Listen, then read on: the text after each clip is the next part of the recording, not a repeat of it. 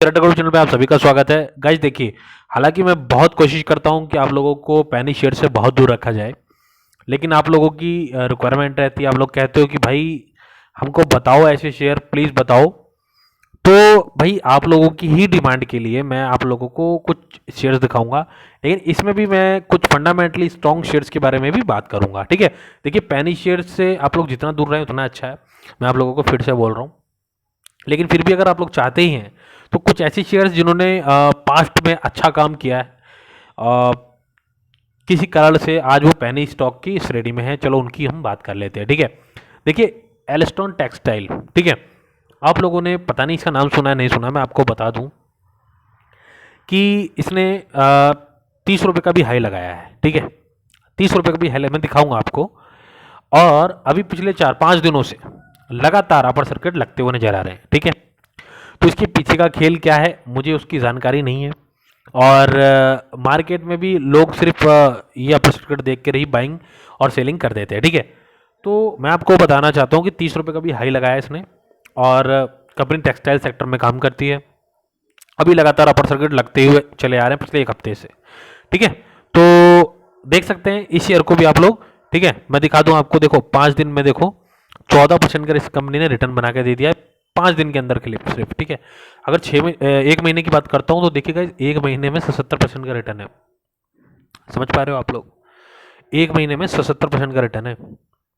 ठीक, तो देख लीजिए आप लोग किस तरीके से जो ये प्रॉफिट बनाकर दे रहा है शेयर। ठीक है, और अभी 52 वीक हाई लो की बात करें, 2 रुपये 83 पैसे का जो अभी हाल ही रिसेंट में ही इसने जो हाई मारा है। ठीक है, तो इन चीज़ों को देखेंगे। और टेक्सटाइल सेक्टर में कंपनी काम कर रही है, ये भी है। और ज़्यादा इसके बारे में हम फंडामेंटल क्या बात कर सकते हैं, चलिए देखिए इसको। देखिएगा इस, अगर मैं मैक्सिमम पे इसके क्लिक करता हूँ तो आप ये देखिए 39% का फॉल ही दिखा रहा है ये मैक्सिमम के लिए। ठीक है, तो आप देख लीजिए शेयर यहाँ पर है। ठीक, चलिए अगर 1 साल की बात करते हैं तो देखिए 62% का फॉल है। तो मैं जो आप लोगों को बता रहा था गाइस। ठीक है, अच्छा अब अगर हम 6 महीने की बात करते हैं तो देखिए 6 महीने में इसने 75% की कंपनी ने रिटर्न बनाकर दिए हैं हमको। ठीक है, और ये अभी चलना शुरू हुआ है पिछले कुछ दिनों में। मैं दिखा रहा हूँ आपको कि ये देखिए पिछले 1 महीने से ही कुछ अच्छा बेहतर काम करते हुए नजर आ रहा है। ठीक है, तो इसको आप नज़र में रख सकते हैं। एल्स्टन टेक्सटाइल 30 रुपये का इसने हाई मारा था। ठीक है, मैक्सिमम मैं आपको दिखा देता हूँ फिर से। देखिए ये देखिए ऑलमोस्ट 30 रुपये 5 पैसे का इसने जो है हाई लगाया था। ठीक है, तो अभी 1 रुपये पे, और अगर यहाँ से 2-3 रुपये भी बनता है तो फिर आप लोगों को प्रॉफिट डबल टिबल देखने को मिल सकता है। ठीक है, तो आप इसको अपने वॉच लिस्ट में ऐड कर सकते हैं अगर आप चाहें तो। ठीक है, चलिए अगला शेयर देख लेते हैं। ठीक है, अगला शेयर जो है अपना अपसर्ज इन्वेस्टमेंट फाइनेंस का है। ठीक है, पहले इसके रिटर्न देखेंगे एज यूजुअल और उसके बाद हम बात करेंगे। देखिए फाइनेंशियल से आपको समझ में आ गया होगा कि कहाँ कंपनी क्या काम करती है। ठीक है, लेकिन रिटर्न देखिए आज जो है इसने 20% की बढ़त नजर आई है इसमें। देखिएगा इस, ठीक है मैं आपको दिखाऊं, ये देखिए। ठीक है, चलिए अगर मैं बात करता हूँ पिछले 5 दिनों में कि कंपनी ने 5 दिन में क्या हमको करके दिया है, तो 5 दिन में 10% का रिटर्न है गाइस। ठीक है, अगर हम 1 महीने की बात करते हैं तो देखिए 5% का ही रिटर्न है। ओके, 6 महीने की बात करते हैं तो 25% का रिटर्न है। ओके, 1 साल की अगर हम बात करते हैं तो देखिए फॉल, अब यहाँ देखिए फॉल। ठीक है, मैक्सिमम की बात करें 5 साल में तो कंपनी ने सिर्फ 65% की रिटर्न हमको 5 साल में बना कर दिए हैं। ठीक है, अगर मैं मैक्सिमम की बात कर लूँ तो गाइस देखिए किस तरीके से इसका चार्ट चल रहा है। ये up down up down up down जो है इस तरीके से बनाता हुआ नजर आ रहा है। लेकिन ये एक पैनी शेयर है, और फिलहाल की बात करें हम तो 4200 रुपये के करीब जो है इसने भी हाई मारा था। और अभी मैं यहाँ से अगर आंकड़े की बात करूँ तो आपको भी जो मैं यहाँ पर टारगेट दे रहा हूँ शायद 4200 रुपये, और अगर ये इसको क्रॉस कर देता है तो 45। ठीक है, ये प्राइस आपको देखने को मिल सकता है। अब एक जो एक पैनी शेयर की कैटेगरी में तो आता ही है ये।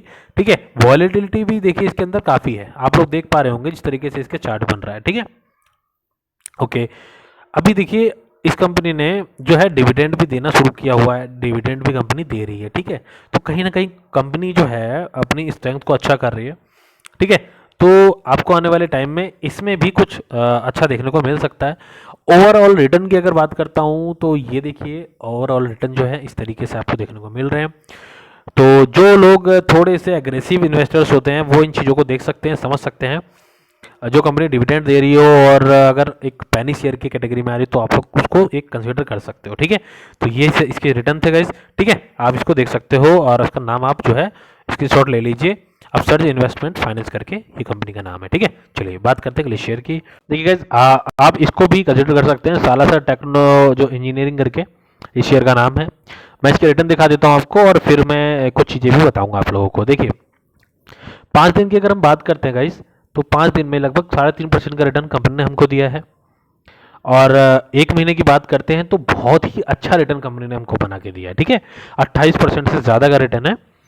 और 6 महीने की बात करते हैं तो 26-27% का रिटर्न आप मान सकते हैं। 1 साल की बात करते हैं तो देखिए 20% का रिटर्न है।